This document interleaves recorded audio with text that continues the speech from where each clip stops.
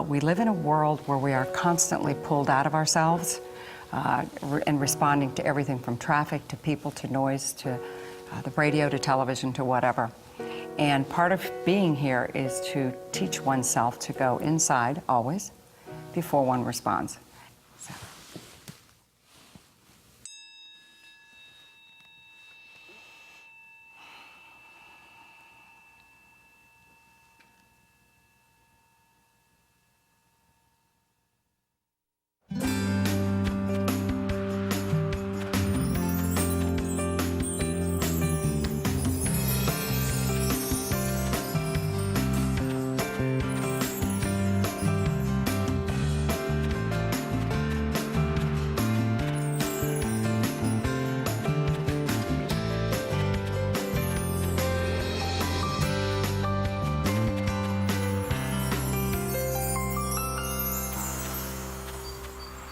Welcome to Oak Haven. I guess you noticed, of course, when you came down the driveway, the landscaping and the way that the fences bring you into this place. Everything was done with great intention so that when the people enter this place, they get the highest experience of their life in the shortest time.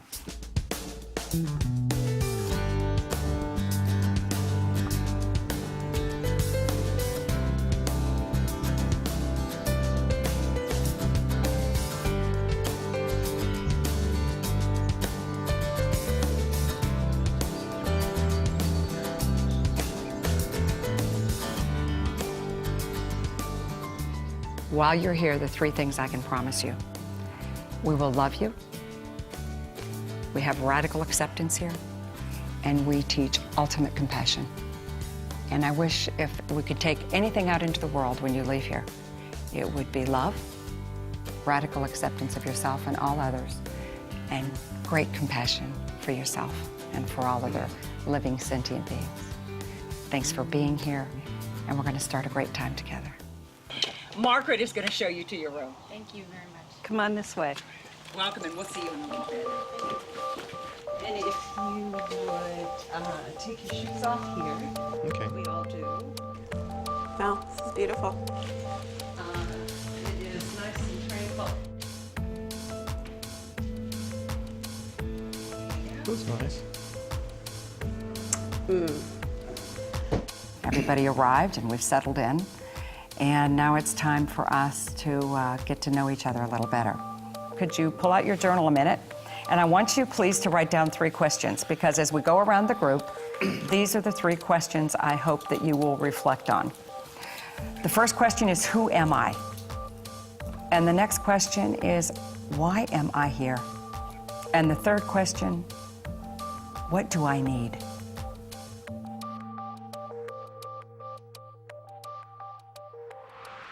So Ronnie, we're going to start with you. Who am I? I'm Ronnie, and when I think about who I am, I always think of it in reference of my 2 children. That's where my identity comes from, is my motherhood. I'm also a graduate student. I'm also going to be a single woman soon, so that's a huge part of my identity. My marriage started when I was 21, so that's who I was as a woman for 17 years. Kevin. I don't know, I used to think that I was what I did.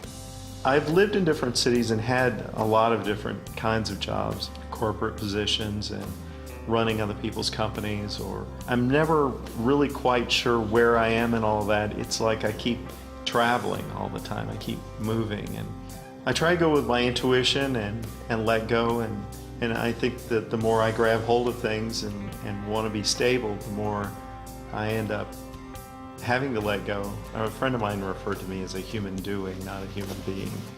What'd you think of that comment? Well, actually, I agreed with it, because that's how for a long time, I guess I've thought of myself as whatever I'm doing, or I've got to be doing something. Keisha. My name is Keisha, and I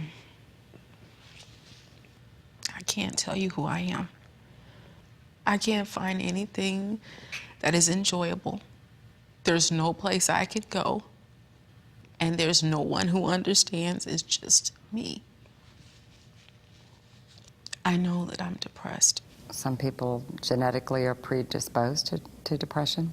It's as genetic as diabetes, or as genetic as having black hair or blonde hair, and it's something that's very, very treatable. Maybe your biggest gift is for the next couple days to surrender into the love and support of these amazing human beings and the amazing beauty of this place, because there's something here for you or you wouldn't be here. I think you believe that. Bruce. Whoa, okay. Who are you? I think I'm a mixed bag of nuts. I think from the outside looking in, people think I had it all. But I guess in the last 11 years, I've kind of been on the sidelines, kind of watching and seeing and having fun. Probably too much fun. What does fun mean? I've got 1,000 memories with 1,000 people, but not 1,000 memories with one person. When I came up here, I don't even think I knew why I was coming. Something told me to come. And I thought about it back and forth for a while, and I said, no, maybe I'm just over-exaggerating. Because when I tell people that I'm stressed, they look at me and laugh. And when I told my parents, they laughed in my face. They were like, oh, God, Renae, here you go. You're so over-exaggerated. Oh, you're so dramatic. Oh, stress. I'll tell you about stress. You should see my mortgage payment. You know, I'm just like, man. So, but I've been saying this to them for years. And the whole time they just brush me off like whatever. I feel like I'm a bundle of scattered energy, just going in all different directions and getting absolutely nowhere.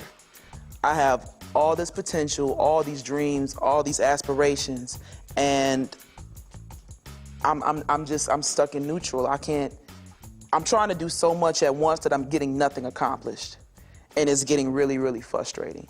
Well, my name is Julie, but I'm Randy's girlfriend, and Kelsey's mom, and Benjamin's mom, and Hannah's mom, Natalie's nanny,